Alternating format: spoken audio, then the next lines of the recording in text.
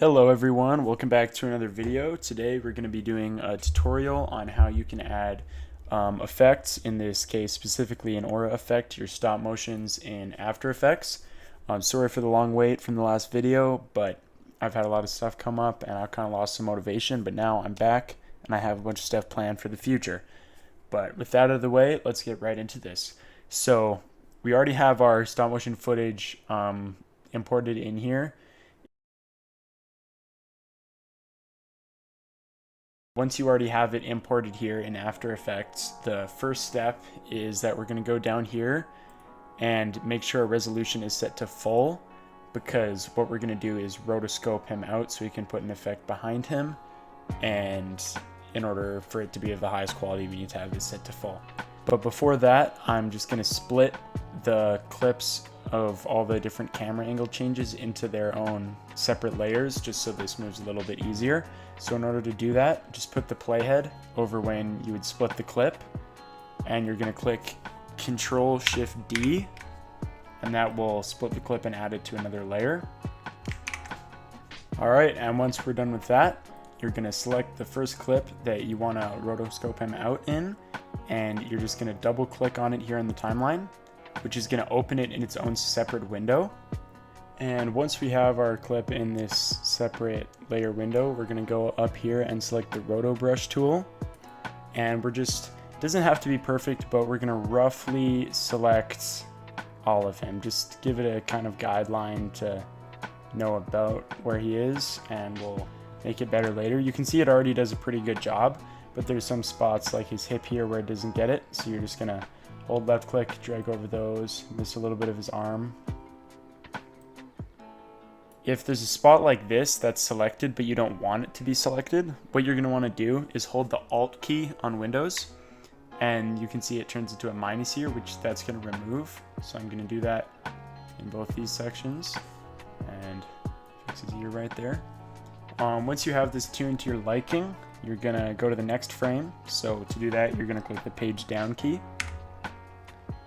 And because right here I have this same frame that stays still, it's not actually going to move, but once we go through the animation, it'll start. Just like that, you can see that it kind of automatically detected where he is, and I think this looks just fine, so I'm not going to make any changes, but you can adjust it for however looks good for your video. So once you're all done with that, you'll see it goes over to the next clip. You can just click page up to go back there. It's looking good. I'm happy with how every frame looks. I think it selected him well. You're going to click this freeze button. And don't worry if you decide after that it's not really how you want it to be. You can always go back and unfreeze it. But for now, we're going to close this layer panel up here. And as you can see, the background is removed. So we still want the background behind him. We just want it on a separate layer. So with this selected, we're going to go Control-D, which is going to duplicate it. And then on the one that's on the bottom, we're going to go over to the effect controls, and we're going to delete the Roto Brush tool. So as you can see, now we have two separate layers, the top one being just Goku here. So even with this, you can do some pretty cool effects. But what we're going to be doing is when we place our effects, we're going to put them in between. In the meantime, what I'm going to do is do our Roto Brush to the rest of the clips as well. So for your clips, just follow along to the same thing I did. It's going to be the exact same process. Okay, so now that we're done with all the rotoscoping, what we're going to do is add a really unique effect called saber, which will add a really cool glow effect that will kind of make your videos stand out from some other people's. To do that, we're first going to put our playhead onto wherever we want the effect to start. So in this case, it's going to be right here when I want the aura to start, because I want the glow and the aura to start at the same time. And I'm actually going to split my clip here by, again, Control-Shift-D, because I only want the glow on the second half of this. And next, we're going to drag this little blue slider here, which is called your work area, onto just this clip. Okay, now that our only the area we want to use is selected, and you can see by this little part down here that's lighter gray, we're going to go up to the layer panel, or the tab I mean, and we're going to go down and select auto trace, From there, we're going to make sure work area is selected, not current frame, because we want to do all the frames. Don't worry about these options things, and we're just going to click on OK. And once that's done, you're going to see there's a mask around our character, but there's this one part that is sort of going over, and you might wonder what that is, but that's because right here, his hands touch, so there's a separate mask.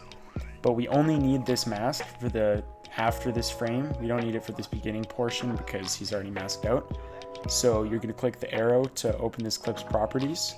You're going to open masks.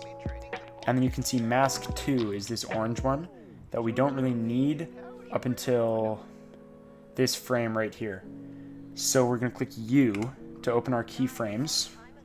Zoom in a little bit down here. And then we can see right here is the frame where we don't really need it. So right here, we're going to click on mask path and then shape. And we're just going to set all these values to 0. Which is going to make a keyframe right here where it doesn't exist, but on the next frame it's going to be right there. So we can make sure there's no other overlap or anything. I think the mask looks good. So what we're going to do now is actually import our saber effect. So in order to do that, you're going to find on the right here your effects and presets tab. If that doesn't show up, go up to window and then make sure that effect is checked. Right here, effects and presets. And then you're going to search for saber. If it doesn't show up, you have to download it off the Video Copilot website, and it's completely free, so there's no worries there. I'll put the link in the description. But we're just going to drag it over top of this clip right here. And obviously this is not what we want yet, but if you can see the mask and just this line in here, then you know that it's working. So what we're going to do now is under this effect controls and where it says saber, open customize core, and then under core type, instead of saber, select layer masks. And you can see already that this has sort of set it up to line up with the mask that we had. After this, you're going to want to go into render settings, and then at the bottom where it says composite settings, instead of black, we're going to select add. And you can see now that it's actually layered over our clip, but this looks nothing like a Super Saiyan aura, so we're going to go up, and for preset, you can really pick whichever one you think looks good. A lot of them work for different kind of auras or different characters or whatnot, but for me, I am going to go with this one that says energize. And then I think the color already looks pretty good, but you can kind of fine tune it to whatever you want. So I'm actually going to go onto his hair and then saturate it a little bit more, just so I know it's really, really accurate to how he looks. But you can see just like that, it'll make an automatically kind of animated glow effect around him. And I think it looks super duper cool. If you don't really like how it looks, there's a bunch of customization options here, like glow intensity, whatever, to make it a bit brighter, but I honestly think that it looks totally fine the way it is. So the only thing I'm going to do is maybe increase the glow intensity just a little bit. Once this is fine-tuned to your liking, what you're going to do is just go ahead and copy the effect, and then go ahead and auto trace the rest of your clips and paste the same effect onto it. So as a reminder, we're just going to drag this work area on top of it. Make sure that you have the version that you rotoscoped out, not the layer under it. I'm going to go up to layer and then auto trace work area, and then it'll be all good.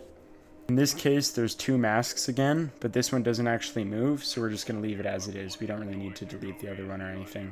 We're just going to go and Control V to paste the effect, and then just like that, our glow is put automatically on there again. Get the exact same process for the last clip, and then we're going to be done with the glow effect at least. Now we're going to go about adding the actual aura behind him. So for this, you can really use any asset. We're not going to make our own. If you want the specific one I'm using, I'll link in the description. I don't own it, but I'll still send it to you guys for you guys to use because I found it publicly, so I think that's okay. Upon finding the one you want, you're just going to grab it and drag it onto the timeline. And what that's going to do is add it at the beginning of the clip, But as you can see, by default, GIFs in After Effects, for whatever reason, don't duplicate. Like, you can't make it longer. They only cut off after one, like, cycle, I guess. So you're going to go up to this Project tab over here, and this bottom left thing that's Interpret Footage, you're going to click on that, where it says Loop at the bottom. Instead of loop 1 times, I'm just going to put something like 50, just so we don't have to worry about it. And then I'm going to drag it onto the exact moment where it transforms. And then from here, you can just scale it up to whatever size you'd like it to be. And then I also want it to be behind him, so I'm just going to drag this layer under our rotoscope footage. There's still a bunch of black around the outside. So what we're going to do is change the blending mode. If this doesn't pop up for you, just click Function and 4, and that'll rotate from these 2 panels here, but we want this one where it says Mode. We're going to click on this, and we're going to pick Add. The other issue is that it's blue. Obviously it's supposed to be yellow, so what we're going to do is find the hue and saturation effect, and just drag that onto our aura here. And then we're going to change the master hue so that it looks kind of the yellow that we would want it to be. And one more thing we can do to make this look even better is find the deep glow effect. And just like that, we have a really sick aura behind our Goku here. But there's still more stuff that I'm going to want to add. First off, we set this to loop 50 times, so it should be able to last us our whole clip. You can just drag it out here to make it go the entire 50 times. When we get to our next clip, obviously it's behind now, so we're just going to click Ctrl-Shift-D to put it on a separate layer, and we're going to put this new one in between, and then we can go ahead and rescale it to whatever we think looks right for our clip. I kind of think that this is still missing something right when he transforms. It seems a little bit sudden, and just that there isn't really much impact to it. So what we're going to do is just, on top of this, drag another effect. This one will also be in the description. So once we scale it up, remember Function 4 to open the blend modes, and same as the last thing, we're going to set this to Add. For this one, I can't just change the hue and saturation because there is no hue because it's white. So what I'm going to do is just find the tint effect. And you can see here it says map black to and map white to. Our clip is only white, so we only need to really worry about that. I'm going to move it out of the way for now. And then where it says map white, I'm going to click this eyedropper tool, and I'm going to pick the same color as the aura. This is going to do is give it a really nice yellow tint, but I still don't think this is quite as saturated as I want it to be. So I'm just going to open the color menu, and I'm going to make it a little bit more yellow. I think this color works the best, and I think that looks good how it is. Next thing I want to add, which is completely optional, but I think adds to the scene, is making the background seem a little bit darker, which will then make the transforming character seem brighter because it'll be contrasting colors. So to do this, I'm going to select the background clip that goes behind our character. With this selected, I'm going to find the DC vignette and drag it on there, and then change it to your liking. But I think even just with this, it adds a really good amount of contrast to the entire scene. From there, we are down to our final step, which is camera shake and then sound effects, but I'm not going to go over sound effects in this video. I'm just going to do camera shakes. So for that, select every single layer you have, right click, and click pre-compose. What this is going to do is essentially put everything on the same layer so we can add the camera shake to all the effects and all the layers at the same time. One thing I am going to do though is still split and change the way the camera is for each camera movement, because otherwise it can look wonky, and I want to do some camera movement here, but we'll get into that later. Once that's done, I'm going to go here to this second clip, which is one I wanted to add camera movement to, and I'm simply just going to do a keyframe animation. So I'm going to zoom it in a little bit so there's some room to move, and then open it and transform, and then under position I'm going to make a keyframe. I'm going to go to the last frame of this, and I'm going to move it across here to how I think the camera movement will look good. Make sure that keyframe's on the end there. And then just like that, you'll have some pretty sick camera movement going across. This is completely optional, but I think it'll look sick with my clip.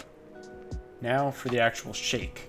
Move to the point in your timeline in which you want the shake to start, which for me is right when he transforms. Click on it and Control-Shift-B to clip and duplicate it. And then you have two different effects you can use. You can use the wiggle effect, which will make it shake around randomly. Where is that? This one, wiggle position. But I'm going to use the shake effect from Sapphire because I think it looks quite a bit better. I found it online for free, but I know if you get it straight from them, it's paid. But I mean, who's really paying for plugins on After Effects? Once you drag it on there, you'll see that it kind of adds a steady shaking effect, but I don't really like how this looks right now because it feels kind of janky and bad. So first things first, I'm going to check the motion blur box because I think that automatically makes it look way more realistic. But then we need to make it so that the shake doesn't last for the entire clip because I think that looks kind of stupid. So under amplitude and frequency, I'm going to make keyframes. And then when I want it to stop shaking, I'm going to make another keyframe here by just dragging these both to 0, which is going to make the shake completely stop. And this way we have shake right at the beginning, but it slows down and the shake goes away. And just like that, you have a really, really sick effects tutorial in Adobe After Effects. If any of you guys have any questions about this, just go ahead and let me know. I'll try and answer every single comment. But until then, thank you guys so much for watching, and I'll see you guys again in the next video.